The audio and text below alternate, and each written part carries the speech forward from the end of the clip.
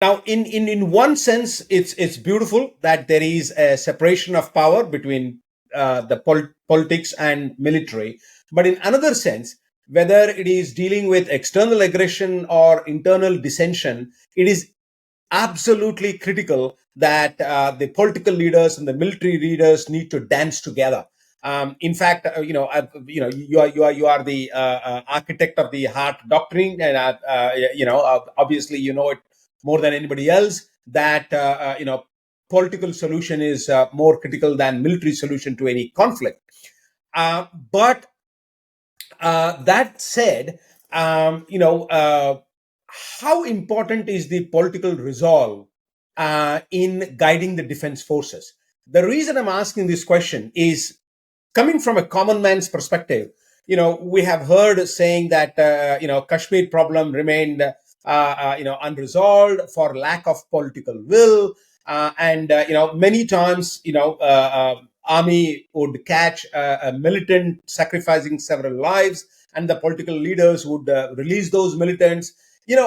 If you look at it from the common man's perspective, they hear these different versions and say, well, where the tension is coming from. So my question to you, sir, is how important is political leadership in working with and guiding the defense forces? A very well put together question, I must say, my immediate response would be, uh, in a country like ours, where we have a liberal democracy, uh, political guidance, political understanding of national security is of immense importance. So I have great respect for the political community of India, and irrespective across the party lines. Right. Having said that, I think there have been times, great examples, where mistakes have been made, and yet at the same time also great successes have been achieved. The mistakes, for example, in the 50s and the early 60s, was this aspect of understanding the Chinese. Was no doubt a very serious mistake. Not empowering the army, not equipping it sufficiently, etc., and not understanding what the capabilities of the army were and what the capabilities of the People's Liberation Army were at that time. Subsequently, amends were made, and for example, in 1999, Mr. Vajpayee very, very clearly articulated that while he was launching the army in the counterattacks in the Kargil area, the LOC would not be crossed. That was the political expediency, the direction which the Prime Minister at the highest level was giving to the army. A lot of people didn't understand it, and I actually always gave great value to Prime Minister Vajpayee's understanding of the situation.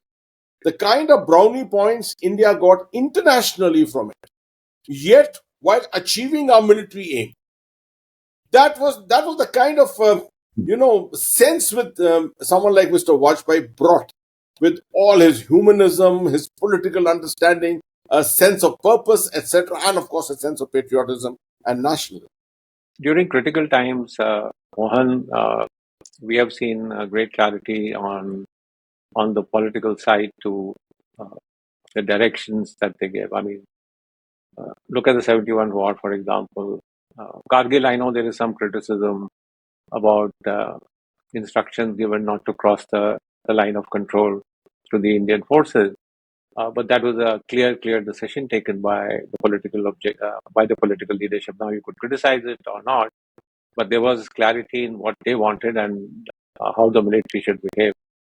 Uh, there was great clarity when I was tasked for the 2016 surgical strike, that clear directions, not in exactly how you should do it, but what we want from this and what is it that we aim to sort of achieve by this. So I think in times of crisis, there is great clarity. If there is a criticism, it is that there is not enough political military discussion and debate uh, in normal times on how we need to look at the overall direction of our national security. How is it that capability development must happen within the military? That I think is something that's lacking. That you don't have a regular dialogue between the political and military leadership. I know some authors like Anit Mukherjee have called, the civil-military relations in India as the absent dialogue. We don't have enough conversation. But certainly in times of crisis and times of problems, I think exactly in what we need to do.